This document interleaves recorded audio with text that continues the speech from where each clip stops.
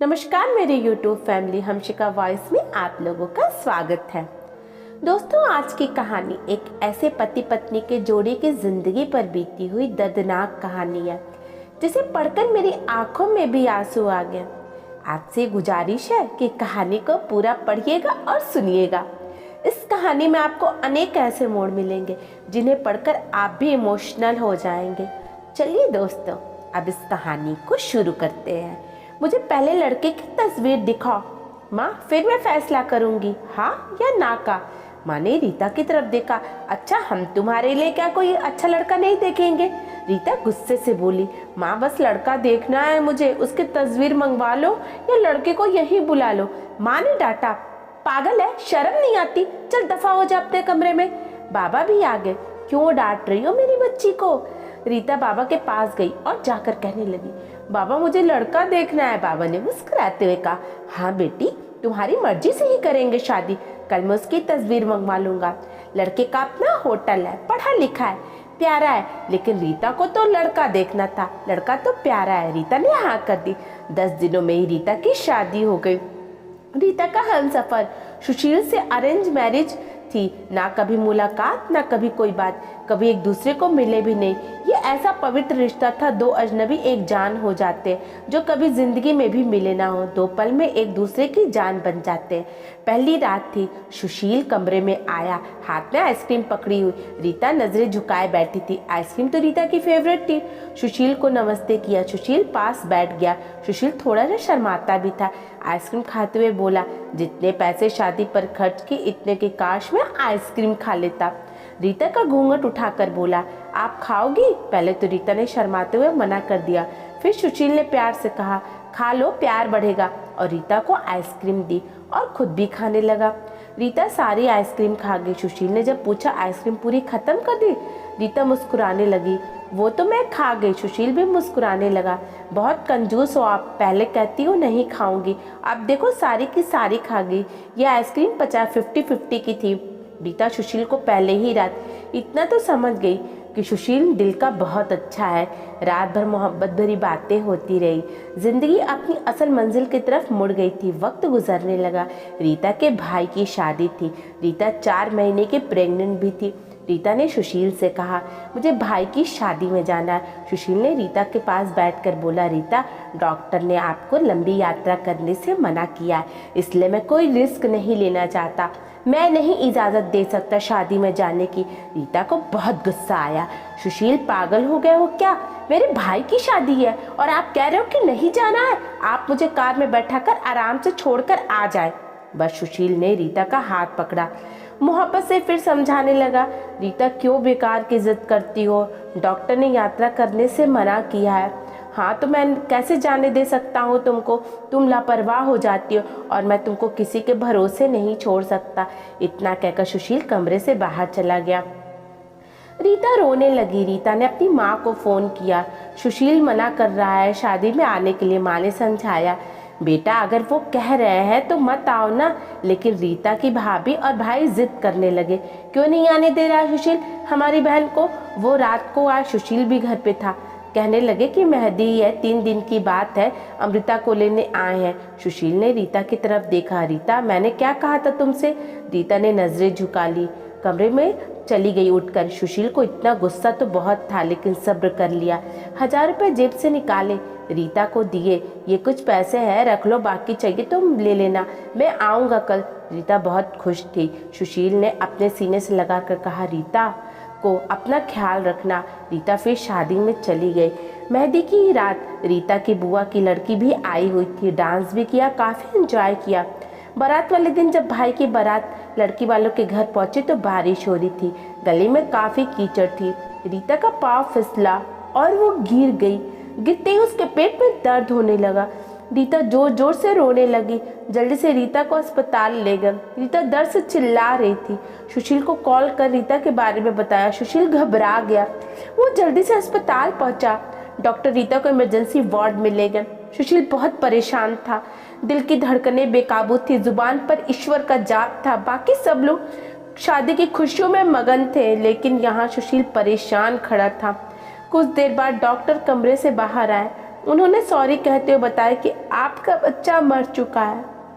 सुशील बेजान सा होकर कुर्सी पर बैठ गया। भगवान से हिम्मत मांगकर जल्दी से वार्ड में गया। रीता रो रही थी। सुशील को देखकर मुंह मोड़ लिया। सुशील पास बैठ गया, सर पर हाथ फेरने लगा।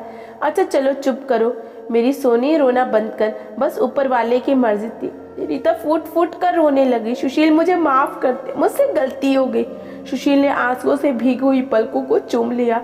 अरे बस बस मेरी जान, रोते नहीं है, बस ऊपर वाले की मर्जी थी, चुप हो जा।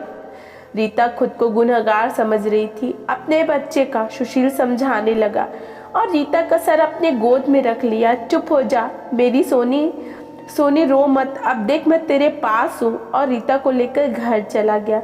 शादी खत्म हो गई, सब घर आ गए रीता का हाल पूछने। रीता खुद पर इल्ज़ाम दे रही थी। मुझे रोका था सुशील ने माँ, लेकिन मैं जिद करती रही, शादी में जाना है। अगर मैंने इनकी बात मान ली होती तो आज शायद मैं अपना बच्चा ना खोती। सुशील समझा रहा था, पर रीता दिल ही दिल में खुद को कसूरवार ठहरा रही थी। इसलिए सुशील प्यार से समझाता रहा रीता को, अरे पागल हो, खुद को परेशान न कर, ऊपर वाले की मर्जी थी ना, ऊपर वाले ने चाहा तो हम फिर से औलाद जरूर देगा। रीता सुशील की आंखों में देख रही थी। सुशील आप इतने अच्छे क्यों हैं, मुझे डांटा नहीं, आपने कुछ कहा नहीं। सुशील ने लंबी सांस ली, मुस्कुरा कर बोला, जब तुमने मेरी बात मानी ही नहीं थी तो रीता अब कुछ कहने का क्या फ़ायदा। रीता समझ रही थी कि सुशील का खामोश गुस्सा एक साल बाद फिर ऊपर वाले ने उनको बेटा दे दिया। सब बहुत खुश थे। सुशील बाहों में उठाकर झूमने लगा। अपने बेटे को रीता बेड पर लेटी सुशील की आंखों में बेटे की मोहब्बत में निकलते आंसू देख रही थी। जिंदगी में अच्छे दिन आते हैं, लेकिन अक्लमंद वही होता है जो खुद को हालात में ढाल लेता है। सुशील के दो भाई जो सुशील से अमीर थे, उन दोनों भाइयों का अपना अच्छा खासा बिजनेस था, लेकिन सुशील का छोटा सा होटल था जिससे बस गुजारा हो रहा था। रीता ने जिद की कि सुशील बच्चे को गर्मी लग रही है, इसलिए यह बहुत रोता है, मुझे कमरे में एसी लगवा कर दो। सुशील ने सर पर हाथ रख कर कहा, अरे रीता पागल हो गई हो क्या, मेरे पास इतने पैसे नहीं है एसी के लिए। रीता ने जिद की कि मुझे एसी चाहिए, बस कमरे में एक। सुशील अपने बेटे को सीने पर लिटाकर खेल रहा था। उसके साथ रीता बस एसी लगवाने की जिद किए बैठी थी। सुशील ने रीता का हाथ पकड़ा, अपने करीब किया। रीता पता नहीं क्यों इतनी जिद्दी होती है, तुम लगवा दूंगा एसी, ये लो सो गया और मेरा राजकुमार, इसको लिटा दो। 2 साल बाद ऊपर वाले ने एक बेटी भी दी। वो दोनों बहुत खुश थे। हर अच्छी बुरी ख्वाहिशें पूरी करता था सुशील, लेकिन फिर भी छोटी छोटी बातों पर उनसे झगड़ा होता ही रहता था। बेटा 4 साल का हो गया, बेटी छोटी थी। सुशील का होटल का काम अच्छा नहीं चल रहा था। सुशील कुछ परेशान था। घर आया, देखा बेटे ने उसका लैपटॉप तोड़ दिया है। प्रीति मोबाइल पर लगी थी। सुशील ने देखा लैपटॉप टूटा हुआ पड़ा है। सुशील चिल्ला कर बोला, रीता ये क्या है। रीता ने देखा, ये आपके लाडले ने तोड़ा है। सुशील गुस्से में पहले ही था। रीता को गाली देकर बोला, तुम्हारा दिमाग काम नहीं करता है, इसमें सारा डेटा था, तुम पागल हो क्या। जाओ खाना लेकर आओ, उठ जाओ।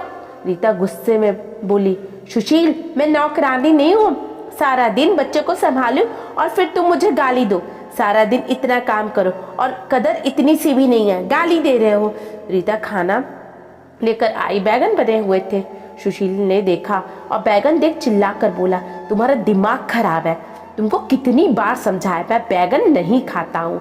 सुशील ने खाना उठाकर फेंक दिया, उठकर बाहर चला गया। इतने बेटे ने कांच का गिलास तोड़ दिया जो हाथ पर लग गया। काफी खून बहने लगा था। हाथ से रीता ने बेटे को 1-2 थप्पड़ लगा दिया। बहुत तंग आ गई हूँ मैं तुम बाप बेटे से, और बेटे को उठाकर कमरे में ले गई। रो रही थी, साथ ही बोली थी, 5 साल हो गए इस इंसान के साथ, बड़ी कदर ही नहीं है। बेटे के जख्म पर मरहम लगाने लगी।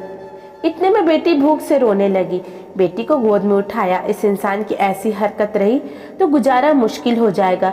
रात भर सुशील गायब रहा। रीता ने भी फोन करके ना पूछा। रीता ने अपनी माँ को बताया, सुशील आजकल ना खर्चा दे रहा है और ना अच्छे से बात करता है, गालियाँ देता है। माँ ने कहा, अच्छा हम करते हैं बात उससे। सुशील को महसूस हुआ उसने अच्छा नहीं किया रीता के साथ। आज घर जाकर रीता को सॉरी कहूँगा। घर आया, देखा घर में रीता के माँ बाप चाचा सब आकर बैठे हैं। सुशील ने रीता की तरफ देखा। रीता खामोश रही। नमस्ते किया, उसके बाद तो शुरू हो गई। माँ चिल्ला कर बोली, क्यों बेटा, तुम खर्चा नहीं देते हो, रीना को गालियां देते हो। सुशील को बहुत गुस्सा आया। घर की बात है, हम दोनों सुलझा लेंगे। सुशील ने गुस्से से कहा, इसको सब कुछ देता हूँ, ये बस तमाशा करना चाहती है। रीता भी गुस्से में थी, वो गुस्से में बोली, क्या देते हैं? वो महीने में 10,000 देते हैं, जिसको दोनों बच्चों का दूध भी पूरा नहीं होता है। एहसान करते हैं मुझ पर, तुम्हारे बच्चों पर खर्चा करती हूँ। बहस इतनी बढ़ गई कि सबके सामने सुशीला ने रीता को थप्पड़ मार दिया। रीता की माँ को बर्दाश्त नहीं हुआ, वो अपनी बेटी के साथ ले गई। दोनों बच्चे भी साथ ले गई। सुशील ने भी नहीं रोका उन्हें। रीता नाराज होकर चली गई। रीता को थप्पड़ जोर का लगा था, निशान बन गया था उसके चेहरे पर। माँ भी रोने लगी। ना जाने पहले भी कितना जुल्म करता होगा मेरी बेटी पर, कमीना इंसान। सुशील पहले से ही अपने होटल की वजह से परेशान था। काम ना होने की वजह से अब ये और परेशानी बन गई थी। रीता मायके में थी, सुशील यहाँ था, घर में परेशान था। हालात इतने खराब हो गए, सुशील को अपना होटल बेचना पड़ा। 2 महीने गुजर गए, दोनों ने एक दूसरे से बात तक नहीं की। दोनों गुस्से में थे। सुशील कहता, खुद गई है, खुद वापस आएगी। रीता की अकड़ थी, मनाने आएगा तो जाऊंगी। दिन गुजरते गए, 8 महीना गुजर गया, कोई बातचीत नहीं हुई। सुशील के एक दोस्त ने सुशील से कहा, विदेश जाना है तो बता, मेरे पास एक ही वीजा है। हालात काफी बुरे थे। सुशील विदेश चला गया, नंबर बंद हो गया। 1 साल गुजर गए, दोनों ने कोई बात नहीं की एक दूसरे के साथ। रीता भाई से खर्चा लेती रही, बच्चों के दूध का या फिर दूसरी जरूरत सामानों का। भाई कब तक दे सकता था खर्चा, उनके भी अपने बच्चे थे। कभी रीता के बच्चे का कोई नुकसान कर देते, कोई चीज तोड़ देते तो रीता की भाभी 1000 बातें करती, ताने देती थी। रीता चुपचाप सुन लेती थी, आखिर क्या करती, किसी को कुछ बताती भी नहीं थी। दीपावली का दिन था। रीता ने भाई से कहा, पैसे दे दो, बच्चों को शॉपिंग करवानी है। भाभी पास से बोली, बहन साफ सी बात है, हमारे पास फालतू के पैसे नहीं है। उसी इंसान के साथ गुजारा नहीं हो तो तलाक लेकर किसी दूसरे से शादी कर लो, जाओ यहाँ से। रीता उस दिन बहुत रोई। उसे एहसास होने लगा, सुशील तो मेरे सर का ताज है। सुशील दुबई में बच्चों को याद करके बहुत रोता था। रीता पागल, बात कुछ भी नहीं थी, और तूने ये क्या कर दिया। उधर रीता के भाई ने रीता के लिए एक आदमी देखा जिसकी पत्नी की मृत्यु हो चुकी थी, 4 बच्चे थे। उसके भाई ने रीता से कहा, बस सुशील से तलाक ले लो, इस आदमी से शादी करके घर बसा लो। रीता की आंखें भीग गई थी आंसुओं से। जल्दी से मोबाइल निकाला, सुशील को फोन लगाया, नंबर बंद आ रहा था। रीता रोने लगी, मुझे सुशील के पास ही जाना है, मुझे कोई शादी नहीं करनी है किसी से। उधर सुशील का दिल भी तड़प रहा था। उसने सोचा, मेरी रीता तो मासूम सी है, थोड़े से गुस्से पर नाराज हो जाती है ना, खुद ही माफी मांग लूंगा अपनी जान से। वो टिकट करवा कर हिंदुस्तान वापस आ गया। रीता रो रो कर भगवान से अपने पापा अपनी गलती की माफी मांग रही थी कि ऊपर वाले मुझे माफ कर दे, मुझे मेरा सुशील वापस कर दे। रात भर रोती रही। सुबह बेटे को नाश्ता करवा रही थी कि दरवाजे पर घंटी बजी। भाभी ने दरवाजा खोला, सामने देखा सुशील खड़ा था। रीता की नजर सुशील पर पड़ी, हाथ से दूध का कप छूट गया। नंगे पांव दौड़ते हुए जाकर सुशील के सीने से जा लगी और चीख चीख कर रोने लगी, सुशील मैं तुमसे बहुत प्यार करती हूँ, तुमसे। सुशील के पांव पकड़ लिए, माफ कर दो सुशील। सुशील ने रीता का माथा चूमा, आंसू साफ किए। तुम भी माफ कर दो मेरी जान, मैंने गुस्से में ज्यादा बोल दिया था। बच्चों को सीने से लगाया, सुशील प्यार करने लगा। रीता भाई और भाभी की आंखों में आंखें डालकर गर्व से बोली, मेरा परमेश्वर, मेरा हमसफर है मेरे पास, आप लोगों का बहुत बहुत धन्यवाद। वो सुशील के पास घर वापस आ गई। दोनों खुशी से सब बातें भूलकर जीने लगे। लेकिन वो इस समाज को इतना बता गया कि जज्बात में जुदा हो जाना बहुत आसान है, लेकिन जुदा होकर जीना बहुत मुश्किल है। जो धर्म एक हमसफर महसूस कर सकता है वो कोई और नहीं समझा सका। गलत फैसला लेकर जिंदगी बर्बाद न करे, ये सब वक्त के साथ बदल जाता है। हाँ, अगर नहीं बदलता है तो हमसफर। अगर कोई नाराज है या घमंड में है तो जाओ मना लो, राजी कर लो एक दूसरे को, इससे पहले कि फिर देर हो जाए। अगर मेरी कहानी किसी एक के भी दिल को घर को गई हो तो मेरा मकसद पूरा हो जाएगा। आजकल छोटी छोटी बातों पर घर उजड़ रहा है, अगर थोड़ा बर्दाश्त कर ले तो ऐसी घर ना उजड़े। दोस्तों, सही कहा ना मैंने? आपकी क्या राय है इस कहानी के बारे में? आप कमेंट के द्वारा हमें जरूर बताएं। धन्यवाद।